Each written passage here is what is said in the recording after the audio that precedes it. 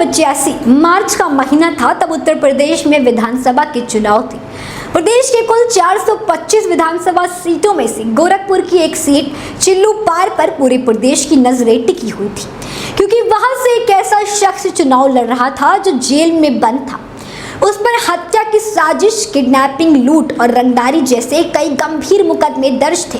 वो महाराजगंज से 1984 का लोकसभा इलेक्शन लड़के हार चुका था और राष्ट्रीय सुरक्षा कानून यानी कि रासुका के तहत जेल में बंद था। जब नतीजे आए तब पता चला कि 52 साल के शख्स ने गोरखपुर में कांग्रेस के उम्मीदवार मार्कंडे चंद को करीब 22,000 वोटों से मात दे दी थी और उस शख्स का नाम था हरिशंकर तिवारी, जिसके लिए उत्तर प्रदेश में पहली बार माफिया जैसे शब्द का प्रयोग किया गया, जिसके लिए पहली बार उत्तर प्रदेश में गैंगस्टर एक्ट लाया गया था और जिसने भारतीय राजनीति के इतिहास में जेल में रहते हुए चुनाव जीतने का इतिहास बनाया था।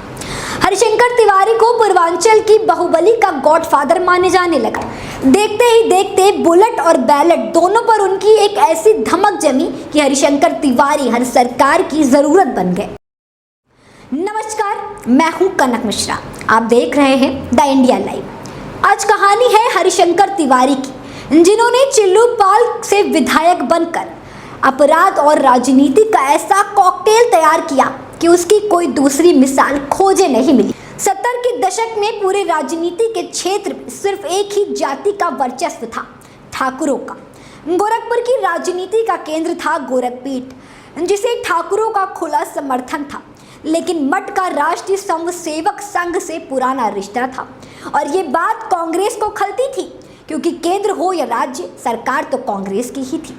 ये वो दौर था जब गोरखपुर विश्वविद्यालय पूर्वांचल में पढ़ाई से सबसे बड़े केंद्रों में से एक था, लेकिन वहां भी ठाकुरों का ही वर्चस्व था, जिसके नेता हुआ करते थे रविंद्र सिंह।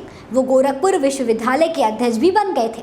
बता दें, ठाकुरों का एक छात्र राज हो गया।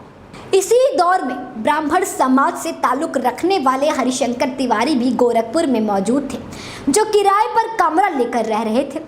ठाकुरों के विरोधी ब्राह्मणों को लंबंद कर वो उनकी राजनीति करने लगे। ठेके पट्टे से लेकर आपसी लड़ाई झगड़े भी सुलझाने लगे, क्योंकि कांग्रेस चाहती थी कि गोरखपुर में मठ और ठाकुरों का प्रभाव कम से कम किया जा सके। यहीं से शुरू हुआ ब्राह्मण वर्सेस ठाकुर की लड़ाई। गैंग वॉर का रूप धारण कर लिया।